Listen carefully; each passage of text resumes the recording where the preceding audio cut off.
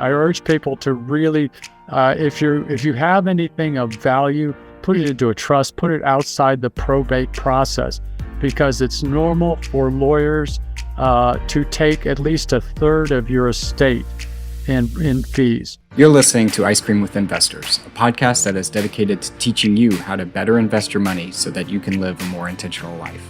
I'm your host, Matt Four, and it is my goal to teach and empower you to remove the roadblocks to your financial success. All right, Brian, welcome to the show. Hey, great to be here. How are you doing today, Matt? I am fantastic. How are you? I'm doing very well. We're getting the first rains of our season. We had snow last week, so we're getting the first rain today, a little sprinkles, so we're very happy about that. That's Colorado weather. Snow one day and 70 and sunny the next. Exactly right. Exactly right. Well, Brian, we like to start with the difficult questions here. What's your favorite ice cream? My favorite ice cream, I just had one, was the Klondike bar, the little cube. It's not a cube, it's a little flat thing. And everybody has their own way of eating the chocolate off of there, and I prefer to prefer those. But all ice cream there's no bad ice cream unless it's got kale in it, okay?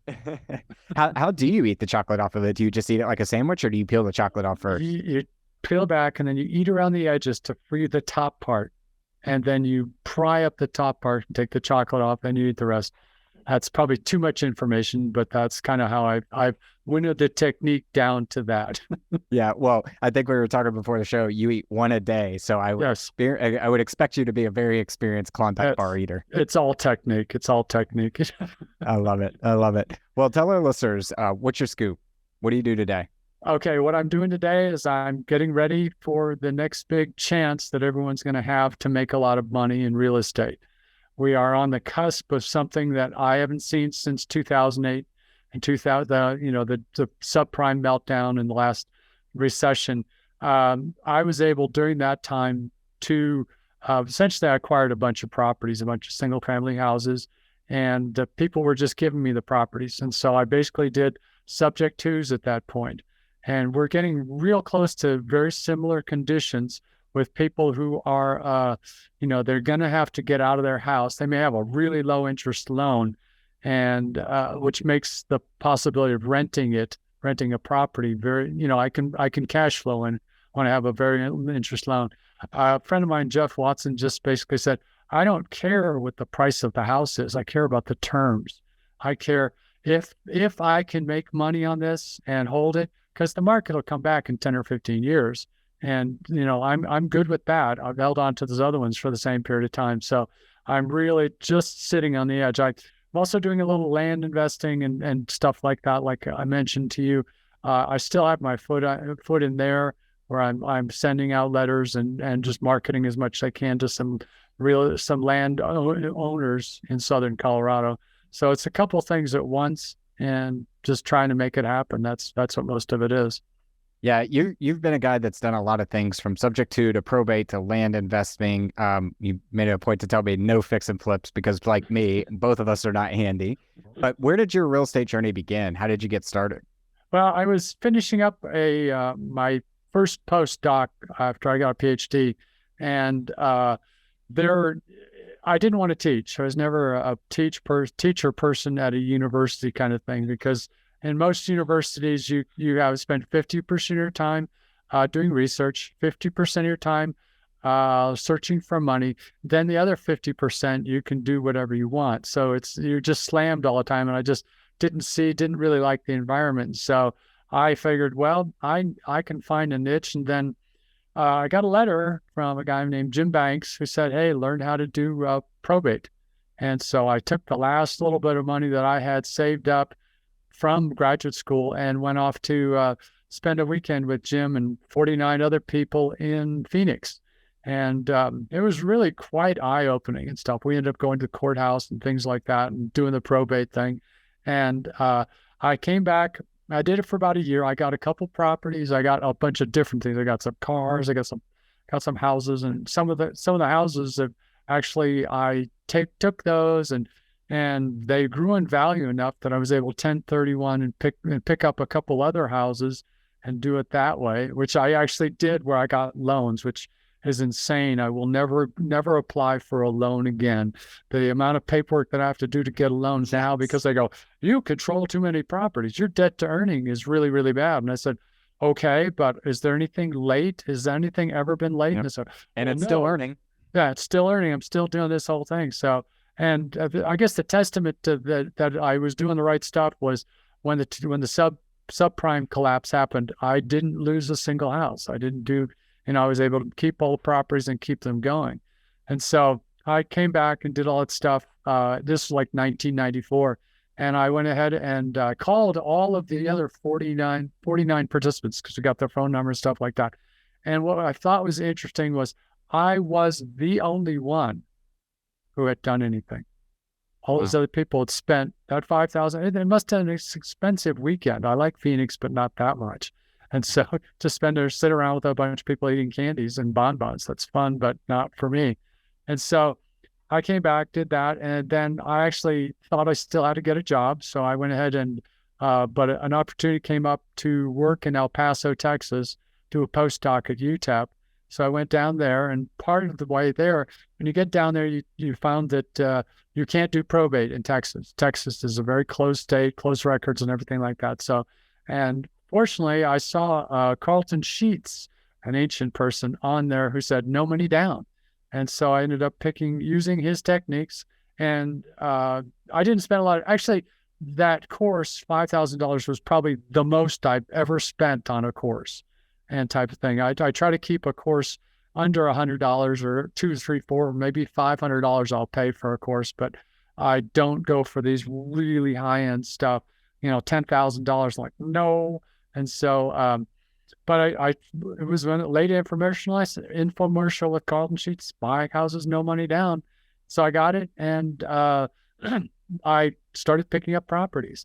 And I kind of made the mistake, I don't know if it was a mistake, I signed up for their coaching on the thing, and I knew more than the coach, which was very frustrating. So I've never signed up for coaching since. It's like, okay, I can learn this stuff. And so I proceeded along and did that, picked up properties in El Paso, and just kind of going from there. Go ahead. Did you originally get started in probate? Yes, I would say probate was the place I started. And all right, so let's start there, because I personally have never done anything probate, but if that's a new term for anybody that's listening, could you quickly just define what probate is? Probate is the process where the legal process of dispersing an estate. If you die, your process, you go through probate if you have any assets of value. And often it's done, if you have debtors, they come to the probate process and say, hey, look, this person owes this money or something. And the court will assign a personal representative to your case, or an executor, or an executrix if it's female. And so and it's the responsibility of that person to make sure all the funds are distributed from the estate and all the debts are paid. And so you end up contacting them. And it was pretty easy in Colorado at that point. You could just go down to the courthouse and say, hey, give me a stack of probate. And so they've wised up. The lawyers have wised up significantly. I had a friend who he was a lawyer of some sort in the public thing. And then he goes, well, I'm getting out of this. And he got into probate. And probate is something, and I urge people to really, if you have anything of value, put it into a trust, put it outside the probate process, because it's normal for lawyers to take at least a third of your estate in fees. So the best thing to do is take your assets, your house, your cars, anything of value, put it into a trust, and make, a simple land trust will keep it away from the lawyers. And because your family will lose a third of what you have in your estate. So it's better to do that. So, and I started calling people off this list, and and the biggest probate's is scary because people go, okay, I'm going to call this dead person's relative and say, hey, do you have anything to sell? And then you're like, oh my God, they're going to say you're this horrible person. Well, I think I called about 1,000 people, and I maybe had one person who said that. They started crying, and I sort of felt bad. So I said, okay. But most of them, the body was not even cold. And they were and because they've been waiting, this person's been either ill for a long time or anything like that, and they just want to get it over with. And so, and I don't mean to make people out to be bad when I say the body is not even cold, but they just want to get the process done with. And so they will, and you just make an offer on the property and they either go for it or don't. And so what's included in that document? Is it what the assets are, the addresses, like what's included? No, not really. It's just what you have is you'll find out the executor or the personal representative's name. And what I like to do is I did not ever call like the spouse. You can see right away it's this person in the house. I don't like to call the spouse. That's the type of thing where you all have your own rules and things like that. And so I would just check and, I'd go, okay, here's a person, there's a notice to creditors that comes out. And that's what you normally see in the papers, a notice to creditors. And they'll say, in the estate of John Smith, here's any creditors, please call personal representative. And a lot of times it's a law firm. Do not call them. The law firm is you're already screwed. But if it's Mrs. Smith, I don't call her because I'm assuming that's the wife or something like that. But if it's somebody else's name, you can call them. You look before you call them. You look up in the public record who owns what property. You just find out. Okay, you go to the county website. I go to the county website and say, okay, there's a property owned by John Smith at this address, and it has the same address or something close like that. So you just call them up and you say, hey, I didn't know. I saw that you lost a family member. My condolences. And do you know if there's going to be a house for sale or is there going to be a property for sale? And most people were really, really friendly and say, oh no, and yeah, there's going to be a house for sale. We're getting it ready and stuff like that. And I kind of say, would you consider an offer or something like that? And they would generally entertain any offer you would, just because they're trying to see how things go. And you just go and just write up a contract and take it to your title company. And just how did you make your offers? Did you do them sight unseen, or did you actually get a chance to look at the property? And if it was sight unseen, how did you get it to evaluation? Basically, I would just go over there. I would say, hey, can I come over? And Jim Banks, the guy I took the class from, he has a course out there on doing probate. He just said, just write on a piece of paper. Just get out a piece of paper that says, and just write everything down in front of them. I don't necessarily like to do that now. I did that then when I really didn't know what I was doing. Now I know what I'm doing, and I'm even scarier. No, I kidding about that. But I just would take a piece of paper and just say, okay, this is your name, this is my name. You're the executor for the estate, and therefore you can sell this property to me. And then we put the price, and we put any terms and everything in the closing date. And it was very, very simple. I'd take it to the title company and just say, here's what they said. And they were always mad at me because they said, you don't have the correct form. I said, but it's a legal and binding document. And they said, yes, but you don't have the right form. So I said, so put it on the right form and we'll be fine at closing. And they generally did, so it's very simple, straightforward. I would look at a property and, they didn't have the tools.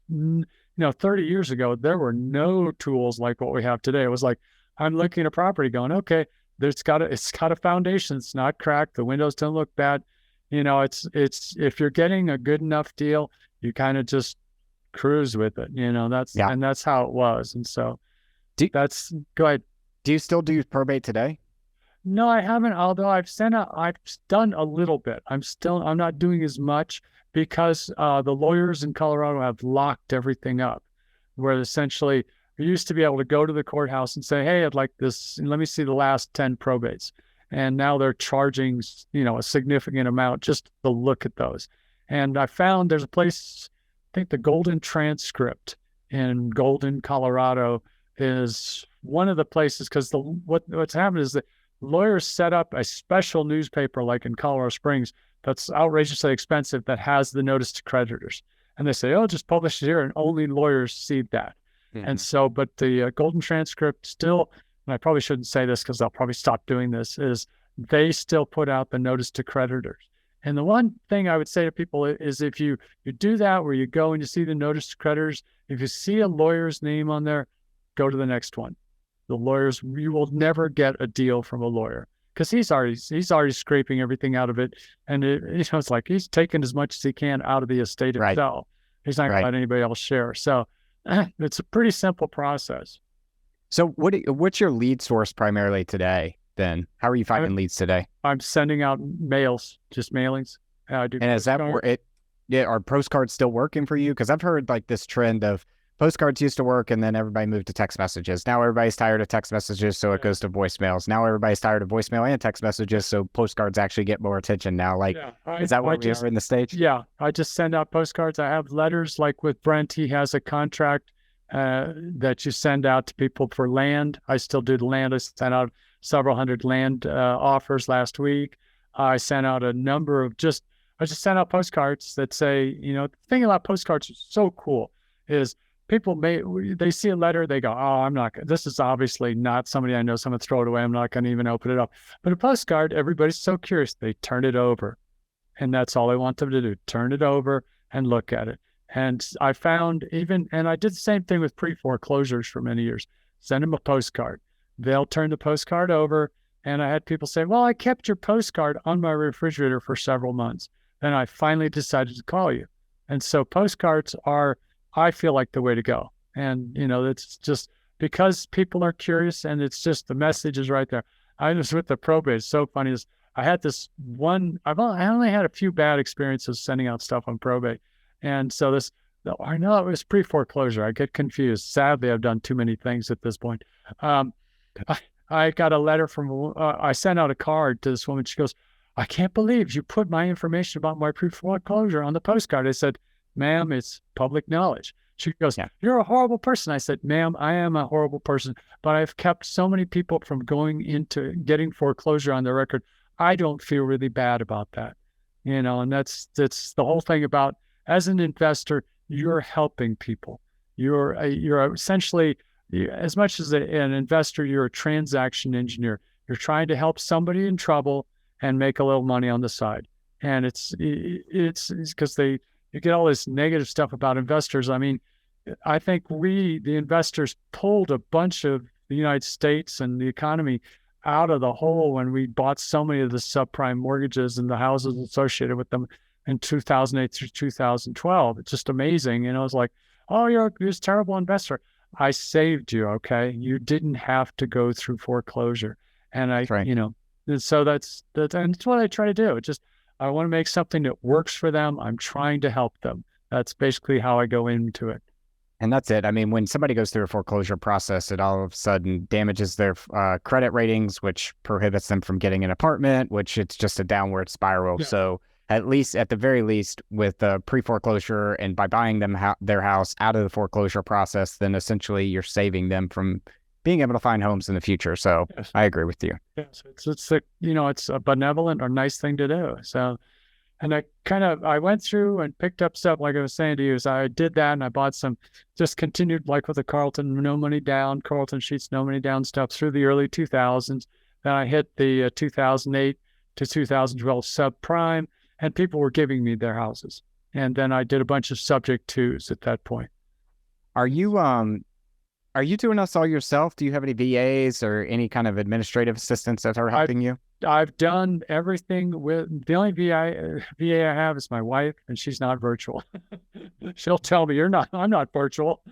Got it. And got it. I mean, the part of the thing is I worked full time through most of this because I finally got on with Boeing, and I did things, this stuff called hyperspectral imaging spectroscopy.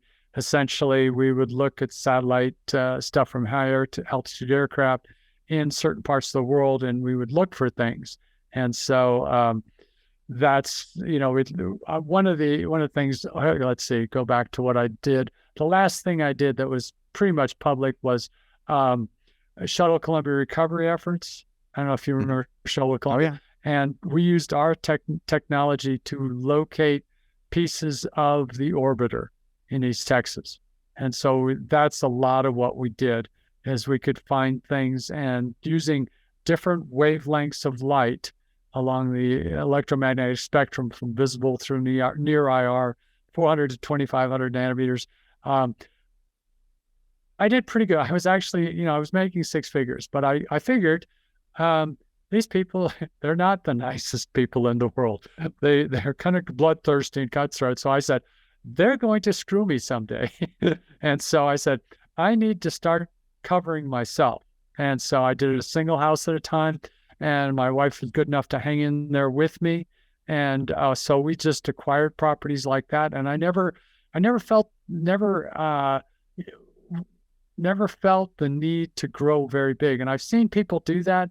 And I've seen so many people, they go in and they get money and they spend it. I felt like when I talked to Brent and stuff like that, I'm sorry, Brent, if you're hearing this and I'm sharing secrets, there's a tendency to spend too much money, get overextend yourself. And I knew this guy, he had done, prior to the 2008, he had acquired like 60 or 70 properties where he was holding the mortgage and just he had the mortgage and then he'd get the mortgage and then he'd sell them a house and give them a mortgage. Well, the Colorado folks, the attorney general said, you're acting just like a mortgage company. And where is your license? And I saw a bunch of people that happened to. And so he lost everything, all 60 houses. He went into, wow. He had to file bankruptcy. He was totally down the toilet and stuff. And he got overextended. And I'm not saying Brent did anything like that. This is a guy with the name Charlie who did this. And I saw a number of people, actually, there was a guy here in Woodland Park who did that. And the state AG chased him out of the state for that very reason, because he was pretending to be a mortgage company and he wasn't licensed to do that. And so there are things that are, kind of little loosey-goosey that I will do.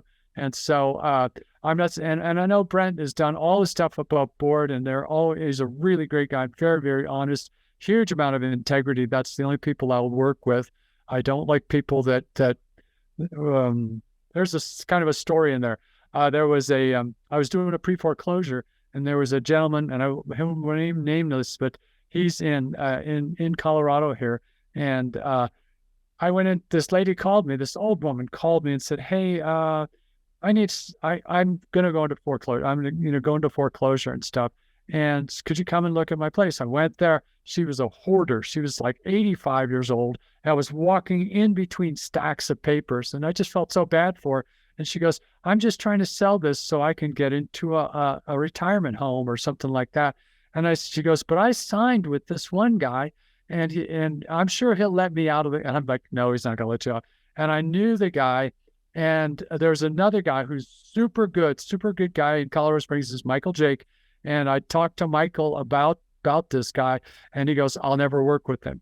I will never work with him." And then I will never work with him again, because I said to him, because he really talked this poor woman into giving nothing for her property. And I said, "Hey, she's trying to do this. She just needs a little, give her 10 or 15 grand extra out of your profit there to get her, so she can go here." And he goes, "No, I'm not doing that." And I said, "That's not what this is about. We're supposed to be helping people. If you're going to be greedy, it's not going to It'll catch up to you." Yeah. And it's catching up to this guy. And we know in Colorado Springs who we can trust, like Michael Jake. He's a great guy. Brent Bowers is a great guy. Another Michael, I'm trying to think of Mike's name, but it's really good. So what does your portfolio look like today? It's basically hidden. But the idea is I took the Bill Bronchek School of Asset Protection. And so I have a number of mostly all single family homes I've done, because that's where I fell in the whole thing. And I just I've got a certain range of them. I don't own anything. I control stuff. And right. So I've got LLCs that are doing everything for me. I've thought of going to some serial LLCs instead of having individual ones. You can do that I know you can do that in Wyoming, and there's a Maryland one I think you can set up too. And it's a really good idea. Keep no more than 3 properties in each LLC and just proceed along. So I've been kind of sitting on the sidelines for maybe 5 or 6 years because of all the big stuff. And that's why I got into the land thing, because I said, I don't want to go where everybody is, because everybody's saying, "Oh, come to Colorado Springs and, get a house and flip it. And by the time you'll be able to make money because everything was going up so astronomically. Still is, but it's not the way it was. And it's going to get worse. I just noticed I use this thing called housing alerts, which tells me basically, are we at appreciating or depreciating market? And so Colorado Springs has just transitioned into a depreciating market. And so that's where it was when I started acquiring stuff. And I think it's going to get worse. But what's the name of that website? It's housingalerts.com. Housing Alerts, let me just spell one thing, HOUSING, alerts, ALERTS.com. And they have a free one for the state. If people want to sign up for it, you can go to my website at Real Estate Success, the number 4 and the letter U.com.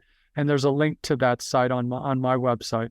Gotcha. We'll link all that in the show notes for everybody. Sure. But you led me to my next question, really was about real estate success for you. And you wrote a book, Real Estate for Beginners. Why did you decide to write the book, and what's in the book? Well, I decided to write the book because I saw that we were coming into a very similar situation as we saw in 2008 with subprime meltdown and all of that. So what I said was, well, let me just take some of my experience over the years. I can kind of coalesce it into a somewhat readable book format, and then just kind of get people ready who don't know anything about real estate to take advantage of what's coming up. I went to so many meetings, the real estate investor meetings, and I'd say, how many people are new here? And basically, it used to be 50% of the people would raise their hands. And they knew nothing about real estate. And we'd have these talks about, subject to, or, Airbnb and all this other stuff. And people had no idea what was going on. And I said, it'd be kind of good is if they had a primer or just a real super introductory book that just says, this is what you do. Here's how to do this. You can be a person that is going to be heavily involved in the real estate, or you're going to have somebody else take it over for you and things of that nature. And that's how the structure of the book is geared around what can you do? Where can you start? Where can you start with no money? You can do driving for dollars, and you want to get your foot in the door like that. Then you can do not short sales, but try to think what the word is. Drawing a blank, which is very sad. It must be Alzheimer's. I'm getting too old anymore. But you're getting the process to start from having no money. And there are certain aspects of getting involved in real estate, which are, you don't have to have money to start up. And then you can build up to get it to higher and higher, more and more involvement and stuff like that. So that's kind of what the book is structured around. And one of the chapters is, and I know you saw in some of your questions, is the why. Why are you in real estate, and why do you want to be in real estate? And I came across a book many years ago by Michael Pantalon from, I think, Harvard. It's called The Instant Influence. And he basically came up with a quote unquote formalization of how to decide, should you get into real estate? What's your motivation? And it's called the 5 whys. And you just keep asking yourself, why do I want to do this? Well, why do you want to get into real estate? Well, I want to get money. Okay, well, that's a nice answer. Everybody wants that. Well, once you get the money, what are you going to do? Well, I'll spend more time with your family. Why do you want to spend more time with your family? Well, my father worked all the time and we never saw him. So I don't want to be that kind of father. I want to be this. So in reality, what's your base motivation for getting involved in real estate? And that's so critical to have some level of longevity with it. Because, you can kind of go, well, I'm going to do this. And it's like, that's crazy. Well, let's figure out why you want to do this. And I've been reasonably successful over the years at this process. So I understand what my motivation is. And, just to be incredibly wealthy, it goes with being incredibly handsome. That's all I know. So real estate is definitely a get rich slow scheme. So if you don't, that's exactly right. That's exactly right. And it demands, and like I said, I alluded to this, it demands the utmost amount of honesty. And you have to realize that what you're doing is helping people. And if you don't go with an open heart and with that in mind, it's probably not the best thing for you. But if you can go in with the genuine idea of helping people, this is a really wonderful business to be in. Right. Well, I want to shift this now to our last round. We're calling this the 5 toppings. Our first one is, what is your favorite book, or what is a book you've read recently that's given you a paradigm shift? Oh, geez. Outside of the Bible as being, I read the Bible because it's the book the winners wrote. That's the way I look at it. It's like, okay, this has lasted pretty long. So there's all the stuff in human history there. So I think there's that aspect. Uh, just books I've read, like Rich Dad, Poor Dad kind of thing. I thumbed through that. And part of my problem is I've read so many scientific papers over the years. I have boxes and boxes and boxes. And so I finally got down. So I'm reading some books that I made rereading books I read 20 years ago. And so it sounds like it's Rich Dad Poor Dad sounds, but it's good to go back and see the motivation there, see the underpinnings. And so I would say that's a good book, even to go back and read, just to say, why am I doing this? Why am I focused here? And what are the benefits and stuff? And things are going to change, and prices are going to go up as they always do, but the opportunities are still going to be there. Yep. Our second one is, I believe that the person you become 10 years from now is directly correlated to the habits that you have and the things you do every day. What are some of the habits that you have every day? Oh, my everyday habits are exercise every day, get out, breathe in the woods.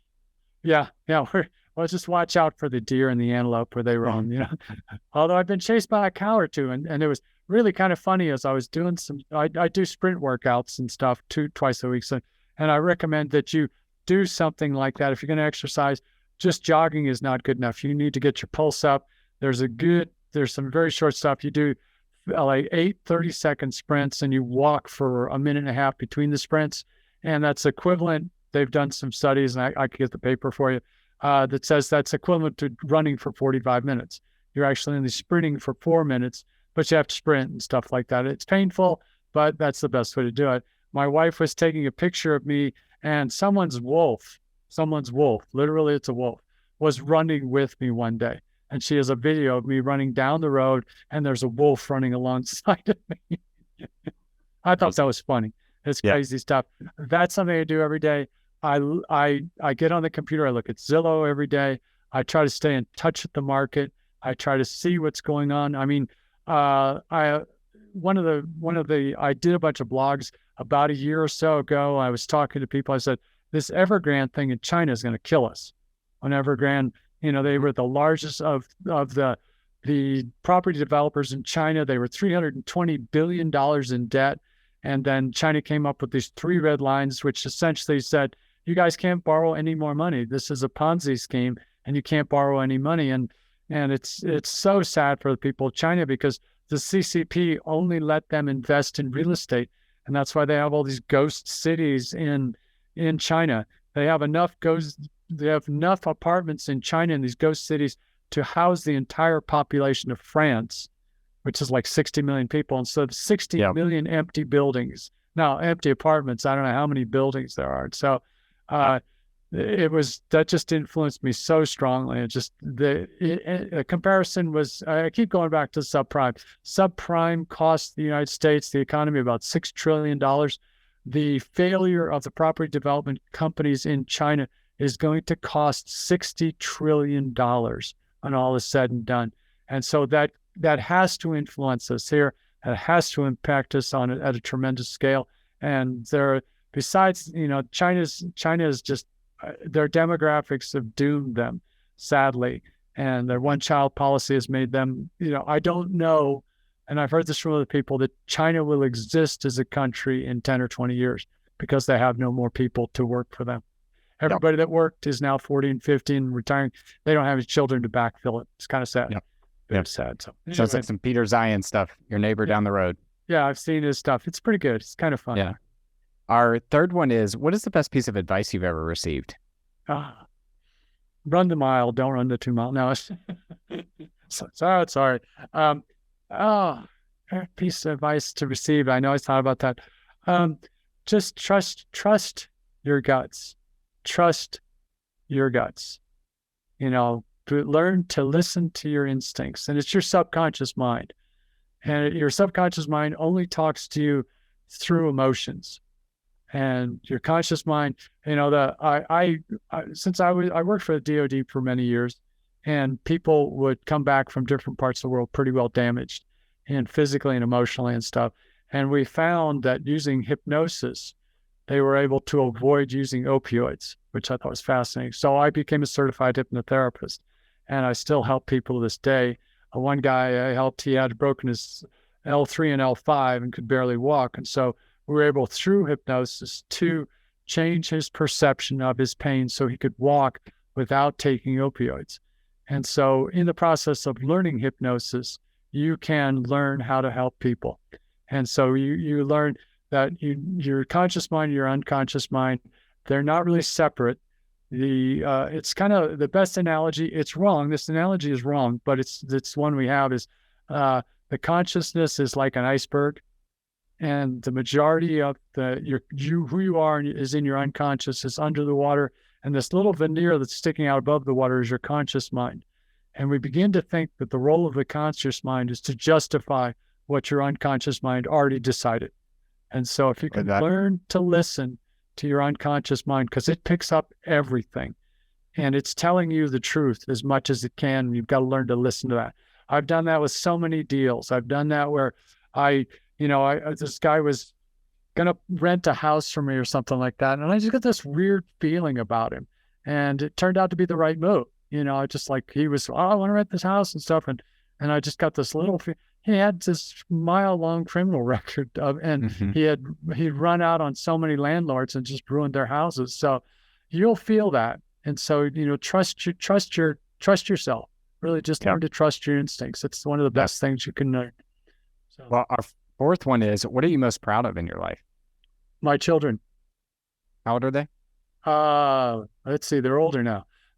33, 30, and 27. That's awesome. It's I've been to interviews and they go, and they're like, oh, you've done, you quote unquote, done this or done that. And I'm like, I really, I don't know how the children turned out. I don't know why they still love me, but they still love me. We didn't go through the dad, I hate you stage, which was really nice to avoid that. So, but that's, that my family is the thing I'm most proud of. Not that I did anything, it's mostly been, I lucked into this. That's that whole thing is, I'd rather be lucky than smart. Yep. Send some of that good juju this way. That's right. So that's what I'm most proud of. Their successes and everything like that. It really brings joy to my heart. Yeah. Well, our fifth and last one is, if you could sit down and eat a bowl of ice cream with anyone, dead or alive, who would it be and why? Oh, I saw that question. I looked at that before and it's like, who would I do that? I'd like to sit down with George Washington.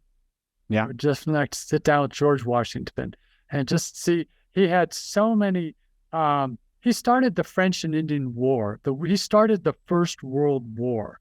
He inadvertently attacked this group of people that he shouldn't have attacked. It started a world war. And I'm like, and then he went on to do all this other stuff. And then he decided at the height of his power to step away. Mm-hmm. And there's, to me, that's like, wow, how did you do that? How did you get through Valley Forge? He had to have people executed. How do you do that? And if you look, I think, let me see if I can pull up the statistics here, just on the American, how things are in America. Oh, that's the wrong one. But, it's a 56 signers of the Declaration of Independence. And I think that's where we kind of go back to some of that stuff. Let's see, 9 were killed on the field of battle. I think 9 were killed on the field of battle. Trying to think, 17 were murdered with their family. They were murdered. 5 were sent to England and were tortured to the end of the war. And you realize the people that founded this country were willing to put their lives on the line. Literally signing the Declaration of Independence, they were signing a suicide note. They were, because it was death to do that. And most of them ended up penniless at the end of the war. Mm-hmm. And so, but many of them drew back from that. And so it's like, you have to kind of put yourself, and this is probably somewhat far from what you're saying, but I think that's something that came right to mind, because I've thought about that. And one of the things that truly brings tears to my eyes is the Star Spangled Banner. Is if you realize, and you know the story of the Star Spangled Banner, Fort McHenry and stuff like that. Yep. And the flag stood up. Well, what you have to realize is the flag was still standing because the people inside there use the dead bodies to hold the flag up. No, I didn't know that. They used dead patriots' bodies to hold the flag up. That's why it stood. And like I said, I get emotional about that. But I mean, those are the kind of things people don't know about the history and stuff. And that's just unbelievable how they did that. And our country is founded on those principles. And those are the principles that we need to carry forward. And I try to keep those in my real estate. I try to keep them when I'm working with people. And if you can do that and just hold on to you being you and being as honest and open with people as you can be. I had a guy call me the other day when I suggested, hey, I could take over your note. And he goes, you're a scammer. I was like, okay, I'm going to have to just take that. I'm just going to take that shot because this guy doesn't know that I will see his house in foreclosure here in a few weeks because he bought at the top of the market. He's got to move and he can't sell his house. And because he can't list it with an agent because he doesn't want to pay that. So it's like, so you just take over. Yeah. Keep your integrity. It's your integrity is the difference in the thing. Staying for the long term. It's like you said just a little while ago. Get rich slow. If you're going to get rich, then get rich slow. And real estate is probably the best way to do that I've seen. Yep. And I have a PhD, so I should know. Because you are a doctor. Well, Brian, fantastic, or Dr. Penn, fantastic conversation. If our listeners wanted to reach out to you, learn more about you, where is the best place we can point them? Okay, I put one website together. I have several websites, but this one is a real estate success for you. So it's real estate, the word success, the number 4, and the letter U after that.com. And so there's access to the book, Real Estate Investing for Beginners. It's a pretty short read and stuff like that. But it does cover all the basics you need to go into a real estate meeting and talk to other investors. And then I have an accompanying Udemy course that you can access from there too, where basically the book was meant to be the course book for the course. It was meant to be the textbook for the course. So, but COVID kind of threw everything into a little bit of a tailspin there. Yep. Well, we will link those in the show notes. And then Brian, thanks for coming on the show. Thank you so much, Matt. I really appreciate it. Thank you for listening to Ice Cream with Investors. If you like what we serve you here, it would mean the world to me if you would like, subscribe, and leave a review on your favorite podcast app.